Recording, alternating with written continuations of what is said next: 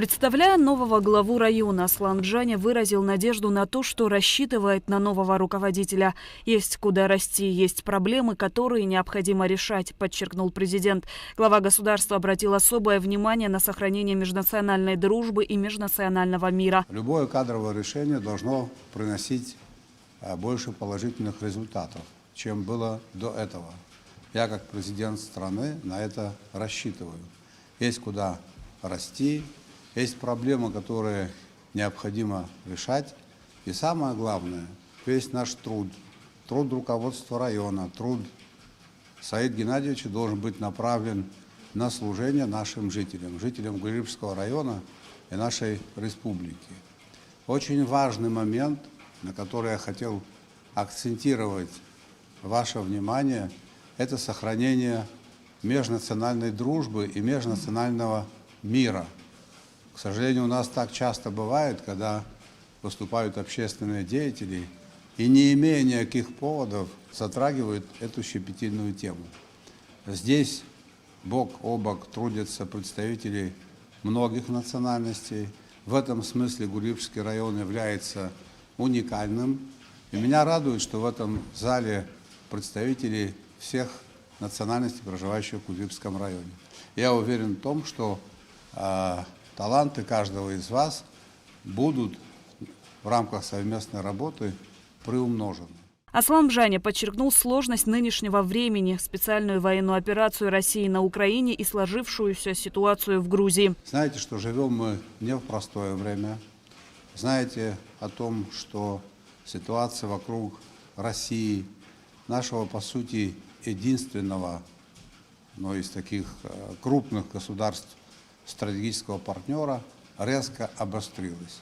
Знаете о том, что есть в Грузии реваншистские силы, которые вместе с коллективным Западом, это не оборот речи, это так оно и обстоит, хотят открыть второй фронт.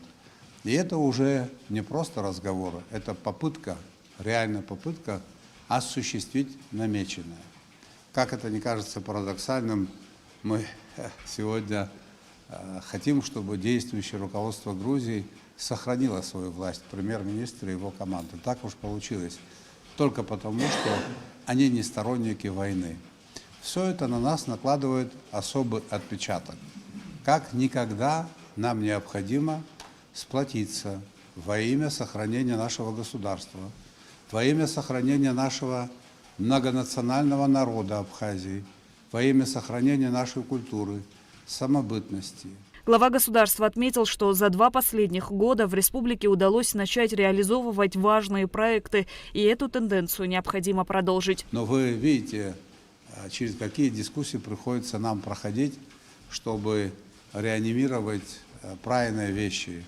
Это то, что делается сегодня в Ачимчирском районе, в городе Сухум. Строительство – это, на мой взгляд, прямой синоним созидания. И это нам нужно делать. Нам необходимо сделать так, чтобы наша земля нас кормила. Для того, чтобы она нас кормила, она должна обрабатываться, возделываться. Это элементарное правило экономического развития. Новый глава районной администрации Саид Харазия выразил благодарность руководству страны за оказанное ему доверие. Я в полной мере осознаю возложенную на меня высокую ответственность. Всевышний не в первый раз приводит меня к служению нашей стране ОБСНО.